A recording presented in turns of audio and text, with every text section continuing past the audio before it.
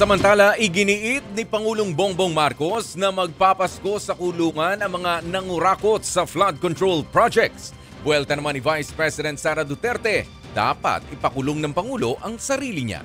Narito ang report ni Maricel Halili. Makukulong na sila. Wala silang Merry Christmas. Diretsahang bantayan ni Pangulong Bongbong Marcos laban sa mga dawit sa maanomaliang flood control projects. Babala niya. Yang mga taong yan na kasabwat dyan, eto, mga walang hiyang ito, na nagnanakaw ng pera ng bayan, tapos na ang maliligaya ninyong araw. Hahabulin na namin kayo. Kasama sa listahan ng pinakakasuhan sa ombudsman ng 37 individual, kabilang ang ilang mambabatas, kontratista hanggang sa dating opisyal ng DPWH. Pero hindi pa kabilang dyan ang pinsan ng Pangulo na si House Speaker Martin Romualdez. Sabi kasi ng Pangulo, dapat malakas ang mga ebidensya para siguradong may mananagot. With the Speaker, no. Not as yet. Not as yet. If something else comes out, then he might have to be answerable for something. So, again, you know, we don't file cases for optics. We file cases to put people in jail or to make people answer. Pagtitiyak naman ni DPWH Secretary Vince Dizon, merong magpapasko sa kulungan.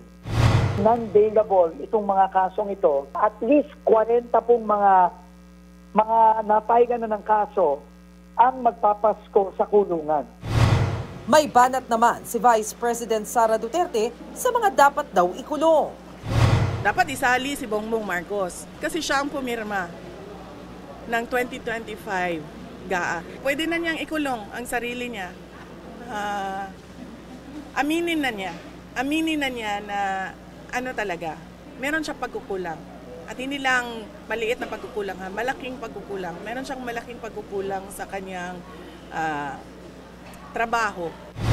Sang-ayon din si ACT Teachers Party List Representative Antonio Tino na dapat managot si PBBM, pati na sina nooy Senate President Chis Escudero at nooy House Speaker Martin Romualdez, partikular sa issue ng 2025 national budget.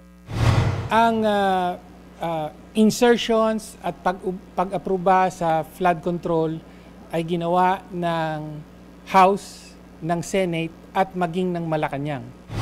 Pero dinipensahan naman ni House Deputy Speaker Ronnie Puno si Romualdez. Hindi naman daw miyembro si Romualdez ng Bicameral Conference Committee kung saan umano nangyari ang insertion sa budget. Tama yung sinasabi ng Pangulo. No? Anong ebidensya natin ngayon kung wala yon? Yung Gutesa. Yung Gutesa nga, nag-uumpisa pa lang. Yung kanyang notarization, falsifikado na.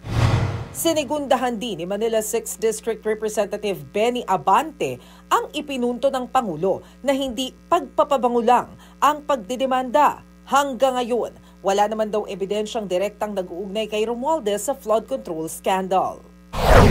Tungkol naman kay dating Congressman Zaldico na iniuugnay din sa mga kickback sa mga flood control project, hindi pa rin daw nakakansela ang passport niya dahil hindi pa siya nasasampahan ng kaso. Nang tanungin ng Pangulo kung pwede bang maging state witness ko, sabi niya, that option is always there, except for them who are the most guilty. You think he is? I don't want. And then pag sinabi ko, sasagutin kita, sasabihin nyo, prejudged. Let the courts do their work. 3 raw ang target ni Pangulong Marcos. Una, panagutin ang lahat ng korap. Pangalawa, bawiin ang perang ninakaw. At pangatlo, gumawa ng reforma para hindi na maulit ang ganitong katiwalian. Nagbabalita mula sa Frontline, Maricel Halili, News 5. Mga kapatid, ako po si Ruth Cabal. Dito tayo sa totoo, dito tayo sa True FM.